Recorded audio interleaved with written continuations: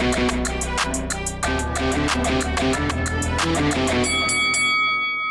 guys, welcome to Boxing Squared for boxing news and views from around the internet. Joseph Parker's manager and advisor David Higgins has revealed details of stalled negotiations with Parker's domestic rival Junior Fa. So Higgins, he's been trying to organise, because of the pandemic, a New Zealand-based fight for Parker for some months now, seemingly with little success. Junior Fa has been named as one of a number of regional options, the others being Lucas Brown and Dempsey McKean. But so far, nothing has really come to light. But we do have some detail now of what they're talking about in financial terms for Fa, and it's been knocked back. And I'll get to some quotes by Lou DiBella a little later. But first, David Higgins, his comments which he's posted to social media, and then a few thoughts, because there does seem to be a whiff of desperation from the Parker camp about this regional fight. So David Higgins, and see here on screen, he says, fellow New Zealand heavyweight boxer Junior Fa has been calling Joseph Parker's name for a couple of years now to get himself media coverage, talking about how he beat Joseph as an amateur. And for context, they fought 4 times and they split it 2 apiece. But this is going back the best part of a decade now. The statement continues, this week we offered Junior Fa a minimum of $300,000 to fight Joseph Parker later in the year in New Zealand, in bracket, if the fight does only 25,000 pay-per-view buys bracket, which stretches to well over 500k for Junior Fa if the fight does 75,000 pay-per-view buys. Bracket, we have exceeded this number of pay-per-view buys twice before, with Tua vs Cameron and Parker vs Joshua. Before I go on, I'll just sort of say those numbers, 300k, 500k, that represents New Zealand dollars. The statement continues, Junior Fa's team have scoffed at this offer, saying it is nowhere near enough money. Myself, having organised and underwritten 40 of the largest boxing promotions in New Zealand history, can confirm the offer is more than fair and likely 10 times Junior's biggest ever payday. If Junior and his team backed themselves to beat Joseph Parker, there would be no problem. They would bank the money, win the fight and move on. Junior Fa and his team liked calling Joseph Parker's name in the media to build Junior's profile, but now seemingly they don't like me making the situation public. Specifically, Junior turning down enough money to buy a house when there are no other decent opportunities on offer. If Junior Fa instead goes on to lose to someone else, which is likely, that's in brackets, for a lot less money, then our offer will be reduced to 30k, and history will show that they have squandered their clear and present opportunity. Embarrassing. Okay, David Higgins there, some firm words revealing some details. It's definitely a name and shame type tactic here, trying to force the hand of Junior Fa and his team, but his promoter Lou DiBella is having none of it. So he has told Sky Sports, see here on screen, the guaranteed money in the offer was $200,000 US.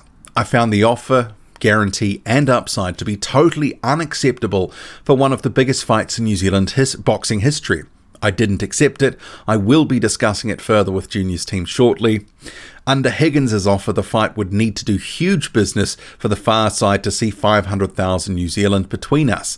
They can't assert how big the fight is and act like Junior is an insignificant participant. Lou DiBella's statements. So that's where I'll start first. We'll get Lou's comments out of the way, because he does raise some good points. The talk of $500,000, which I've seen bandied around as a headline, that's at the sort of upper end of the situation. As David Higgins explained, the minimum offer of 300,000 New Zealand for 25,000 pay-per-view buys. To me, that sort of feels, towards the range that Fa would actually get paid. This fight between Fa and Parker in New Zealand is not going to do over 75,000. It's probably not going to do anything approaching that. And I know that there is some people, because I am New Zealand based, obviously I've been following this closely for some time, their careers respectively. But I can tell you, Junior Fa is not a household name. Joseph Parker is, but boxing is a super niche sport in New Zealand. And now that Joseph Parker went to the mountaintop, he had the unification with Anthony Joshua, the big fight with Dillian Whyte, etc. a couple of years back. There does seemingly like the peak of Parker's popularity in New Zealand has passed to some extent, and he lost, and he really hasn't been an interesting fight since. So I don't think there's the interest for a domestic fight that really hasn't had much of a push in recent years. There's a little bit of talk back and forth in the media, but a lot of that is just noise that's not really getting cut through to the casual audience. A lot of people don't know who Junior Fa is in New Zealand. So, I mean, if I was to hazard a guess, I would think that on the basis of that there's still support for Joseph Parker, some people are going to buy the fight, but remembering it would probably be 40 to 50 New Zealand dollars on pay-per-view. That is a barrier to getting even people who like Joseph Parker to buy that fight, because a lot of people on face value don't think that this is going to be a hugely competitive fight. They think that Joseph Parker will win it and probably knock Junior Fa out. And because he's not a huge name and there's not a huge rivalry, both Parker and Fa are not big talkers. It'll be hard to sort of whip it into something like Tua versus Cameron was. I would think that Junior Fa's end of things would end up being somewhere between 300,000 and 400,000. Maybe it will go on to do somewhere between 25 and 50,000 pay-per-views.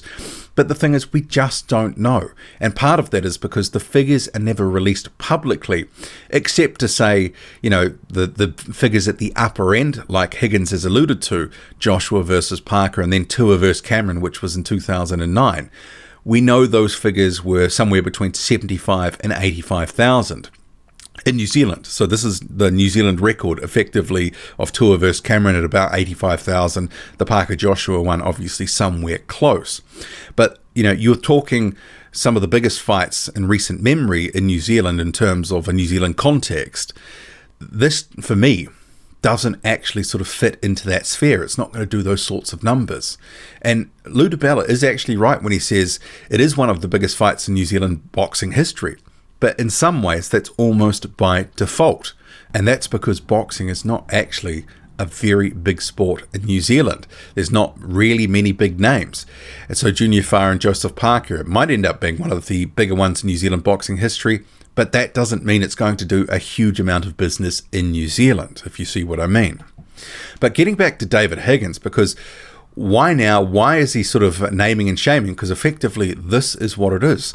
This is a tactic where he's come out trying to force their hand. It's almost like he's trying to, you know, tell the public, look, we've been extremely reasonable with these guys. They just won't say yes.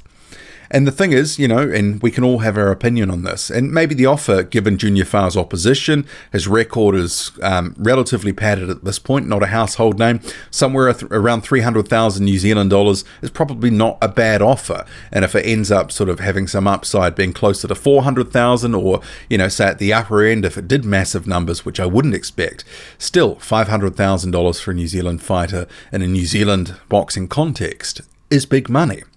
But I guess, you know, Junior Fa's side of the coin is looking at this going, why would we take this fight now? Because remembering, it's just post the pandemic, New Zealand can have events back and crowds and etc.